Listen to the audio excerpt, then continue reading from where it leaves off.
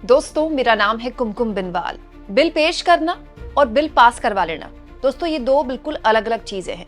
अमित शाह ने एक ऐसा बिल संसद में पेश तो कर दिया और संसदीय समिति को भेज भी दिया जो एजेंसियां हैं ईडी सीबीआई उनको अकूत ताकत देती है। इनफैक्ट कहने वाले तो ये भी कह रहे हैं कि कांस्टेबल को मुख्यमंत्री के सर पर बैठाने तक की ताकत देती है।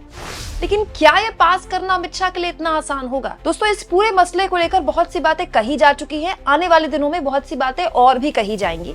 लेकिन इस बीच एक बहुत ही इंपॉर्टेंट सुनवाई सुप्रीम कोर्ट में भी हो रही है, क्योंकि कल संसद में इतना हंगामेदार मामला रहा, इसीलिए वो मामला मैं आपके सामने रख नहीं पाई, लेकिन उस पर भी मेरी नजर कल थी। और इनफैक्ट सुप्रीम कोर्ट बहुत कम अपनी हेयरिंग्स को लाइव करता है, तो कल सुप्रीम कोर्ट ने अपने यूट्यूब चैनल में उसको लाइव भी किया। क्योंकि मामला बहुत ही ज्यादा इंपॉर्टेंट था। दोस्तों, इस हेयरिंग में सीजेआई जस्टिस गवई ने एक बात बोली है मुख्यमंत्रियों के संदर्भ में। जो बिल पेश किया गया अमित शाह द्वारा, जिसका विरोध विपक्ष कर रहा है, उससे जोड़कर मैं इसको देख रही हूँ। हालांकि दोनों मामले अलग अलग हैं। एक्चुअली हुआ क्या दोस्तों कि आपको याद होगा, तमिलनाडु के गवर्नर का मामला था जो सुप्रीम कोर्ट गया था। सुप्रीम कोर्ट ने गवर्नर से कह दिया था कि आपके पास कोई विशेषाधिकार नहीं है, चुनी हुई सरकार के भेजे गए जो भी फैसले हैं उनको आपको या तो नोटिस पे लेना है, या आप राष्ट्रपति को भेजिए, या फिर आप तुरंत उस पर 3 महीने के अंदर उस पर फैसला लीजिए।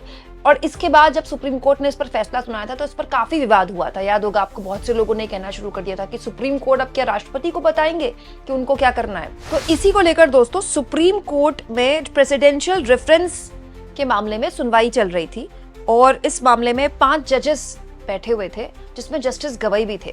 और जस्टिस गवई ने एक बात बोली, ये मामला अलग है, आप कंफ्यूज मत कीजिएगा, लेकिन जस्टिस गवई ने जो बात बोली आज के संदर्भ में वो बिल्कुल मुफीद बैठती है। जस्टिस गवई ने क्या कहा? But then would we not be giving total powers to the governor to sit in appeals. The government elected by majority will be at the whims and fancies of the governor. दोस्तों, केंद्र सरकार की तरफ से solicitor general Tushar Mehta इस मामले में दलीलें रख रहे थे। उनको जवाब देते हुए जस्टिस गवई ने एक बहुत ही पावरफुल बात बोली। मतलब जस्टिस गवई के कहने का ये मतलब था दोस्तों कि राज्य सरकार जो है वो राज्यपाल की मनमर्जी पर निर्भर कैसे हो सकती है। दोस्तों, सुनवाई के दौरान सीजेआई ने यह भी कहा कि अगर गवर्नर को किसी विधेयक को अनिश्चित काल तक रोके रखने की शक्ति दे दी जाए तो क्या ये लोकतंत्र के खिलाफ नहीं होगा? इसका मतलब होगा कि बहुमत से चुनी गई सरकार गवर्नर की इच्छा पर निर्भर हो गई। अब आप कहेंगे कुमकुम, ये तो बिल रोकने का मामला है, यहाँ मामला अलग है। जो बिल अमित शाह ने पेश किया, यस, मामला अलग है, लेकिन यहाँ पर गवर्नर की ताकतों पर बात कर रहे थे जस्टिस गवई कि एक चुनी हुई सरकार एक राज्यपाल पर निर्भर हो जाएगी, जो कि नहीं हो सकता। दोस्तों, राज्यपाल का अपना खास महत्व है उस पद का, लेकिन उनकी शक्तियों पर हमारी संविधान सभा में बहुत ही विस्तार से चर्चा हुई। हमारे संविधान को बनाने से पहले हमारे जो संविधान निर्माता है उन्होंने जो डिवीजन ऑफ पावर है उसको लेकर क्लियरली, उसमें कोई कंफ्यूजन नहीं है। लेकिन अमित शाह ने जो बिल पेश किया उसमें क्या होगा, आप गवर्नर या जो लेफ्टिनेंट गवर्नर जिनको केंद्र सरकार अपॉइंट करती है उनको अकूत ताकत मिल जाएगी। अब यहां पर तो दोस्तों बिल्स को लेकर सीजेआई बात कर रहे हैं कि बिल रोकने को लेकर आप सिलेक्टेड सरकार जिसको जनता ने चुना है उसको आप एक तरह से गवर्नर की इच्छा के मोहताज क्यों कर रहे हैं, राइट? यहां तो बिल से भी ऊपर का मामला है। यहां तो गवर्नर जब चाहे किसी मुख्यमंत्री पर एक्शन ले सकता है, ईडी सीबीआई का इस्तेमाल करके किसी मुख्यमंत्री को पद से हटाया जा सकता है। ये तो उससे भी बड़ा मामला है। मैं फिर कह रही हूं दोनों मामले अलग हैं, लेकिन क्योंकि मुख्यमंत्रियों को लेकर और चुनी हुई सरकार को लेकर सीजेआई ने टिप्पणी की, इसीलिए मामला रेखांकित करना जरूरी है। एक और जानकारी दोस्तों मैं आपके सामने रखना चाहती हूँ, और ये जो आंकड़ा है दोस्तों ये मेरा नहीं है, ये भारत सरकार का है। दोस्तों, 2025 में finance minister state Pankaj Chaudhary ने राज्यसभा में ये जानकारी दी है, गौर से सुनिएगा। राज्यसभा में उन्होंने ये जानकारी दी है कि पिछले 10 सालों में 193 केसेस हैं जो कि ईडी ने पॉलिटिशियंस के खिलाफ, राजनेताओं के खिलाफ दर्ज किए हैं। लेकिन जानते हैं दोस्तों कन्विक्शन कितने लोगों पे हुआ है?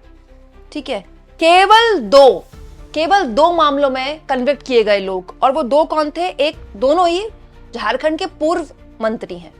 193 केसेस रजिस्टर किए गए और कन्विक्ट कितने हुए? केवल 2। दिल्ली का पूरा मामला हमारे सामने। सत्येंद्र जैन 2 साल जेल में रहे, 2 साल। मतलब वो जब गए थे और जब वो आए थे उनकी आप दशा देखिए। अंत में क्या हुआ? कोई सबूत नहीं मिला उनके खिलाफ। दिल्ली के मुख्यमंत्री अरविंद केजरीवाल महीनों जेल में रहे, क्या हुआ? बाहर घूम रहे हैं। संजय सिंह संसद की प्रोसीडिंग्स में हिस्सा लेते हैं, उनको जेल में रखा गया। मनीष सिसोदिया वो भी जेल में रहे, क्या हुआ? सब बाहर घूम रहे हैं। इनफैक्ट झारखंड के मुख्यमंत्री हेमंत सोरेन को जेल में रखा गया लोकसभा चुनाव के दौरान, क्या हुआ? बाहर आ गए, चुनाव लड़ा, मुख्यमंत्री बन गए। मतलब पॉइंट यहां पर यह है दोस्तों कि हमारे देश में जो पॉलिटिशियंस हैं, मैं नहीं कह रही कि सब बहुत ही पाक साफ हैं और कोई भ्रष्टाचारी नहीं है। पॉइंट ये है कि आरोप लगना और आरोप सिद्ध होना दो अलग चीजें हैं। अभी जो स्थितियां हैं, जब अगर किसी हाई प्रोफाइल मामले में किसी पॉलिटिशियन पर ईडी या सीबीआई, खासतौर पर ईडी, क्योंकि इतनी ताकतें हैं ईडी के पास, अगर वो कोई केस रजिस्टर कर देती है या फिर उनकी गिरफ्तारी हो जाती है, जो कि इस कानून में है कि आपको 30 दिन अगर हिरासत में रख लिया गया तो 31वें दिन अपने आप आपकी कुर्सी चली जाएगी। तो अगर ऐसे किसी केस में ईडी किसी भी मंत्री या मुख्यमंत्री को हिरासत में लेती है तो इस तरह के मामलों में निचली अदालतें फैसले देने से बचती हैं। अमूमन मामला जो है वो हाई कोर्ट में जाता है या फिर सुप्रीम कोर्ट में जाता है। तो ऐसे किसी भी केस में 30 दिन के अंदर वैसे भी आपको जमानत नहीं मिलेगी, आप हिरासत में रहेंगे ही रहेंगे, क्योंकि निचली अदालतें नहीं, अमूमन नहीं करती है ऐसा, ठीक है। तो पॉइंट ये है कि कुर्सी तो आपकी वैसे भी चली जाएगी। तो फिर बड़ा सवाल ये है कि ये किसके लिए किया जा रहा है। और संसद में कल यही बात बोली गई बार बार कि आप ये मत भूलिए कि आप विपक्ष को टारगेट करने के लिए कर सकते हैं, क्योंकि संविधान का संशोधन एक बार हो गया तो हो गया। संविधान का संशोधन कर रहे हैं ना आप इस बिल के लिए। संविधान का संशोधन तो बरसों के लिए होता है ना, वो कोई ऐसा थोड़ी है कि सरकार गई तो संविधान का संशोधन वापस से अंडू हो गया। और कानून भी एक बार बन गया तो बन गया। आज ये सरकार है, कल को कोई और सरकार होगी। ये सरकार क्यों ये बात भूल जाती है कि आज ये कानून जो ये बना रही है, कल को उसके सारे के सारे मुख्यमंत्रियों को टारगेट करने के लिए आराम से इस्तेमाल होता है। केंद्र में अगर सरकार किसी की बदली तो ये ऐसा कानून है जो देश में राजनीति में एक नया पुलिस स्टेट ला देगा। मतलब एक कांस्टेबल चाहे तो एक मुख्यमंत्री पर केस लगा सकता है, जो कि नहीं हो सकता अमूमन, लेकिन भाई करने को तो कुछ भी हो सकता है। हमारे देश में इंदिरा गांधी की गाड़ी का चालान काट दिया किरण बेदी ने, तो उसके लिए उनका करियर, मतलब आप देखिए कहां से कहां पहुंच गई। वो अच्छी चीज है, मतलब मैं कोई उनके लिए नेगेटिव बात नहीं बोल रही हूँ, बट पॉइंट ये है कि किसी भी मुख्यमंत्री के खिलाफ थाने में अगर केस दर्ज हो गया।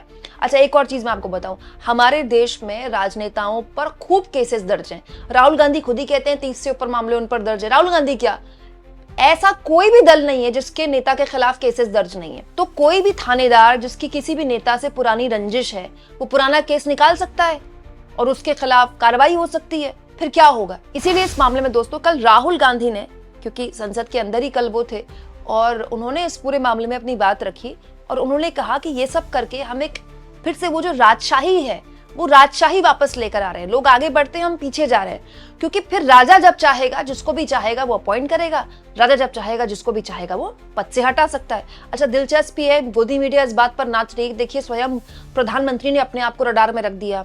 स्वयं प्रधानमंत्री को भी पद से कोई हटा सकता है। अब मुझे एक बात बताइए, किसी ईडी सीबीआई की हैसियत है, हिम्मत है कि वो प्रधानमंत्री के खिलाफ कोई केस दर्ज कर दे? कांस्टेबल और पुलिस वाले को तो छोड़ दीजिए, कौन ईडी सीबीआई पीएम के खिलाफ केस दर्ज करेगी, जबकि सारी ईडी सीबीआई उन्हीं के हाथों में? भाई, ईडी सीबीआई कोई स्वतंत्र संस्था तो है नहीं। और हाल के दिनों में सुप्रीम कोर्ट ने ईडी पर जिस तरह की टिप्पणियां की हैं, वो भी अपने आप पे बहुत गौर करने वाली हैं अलग अलग केसेस में।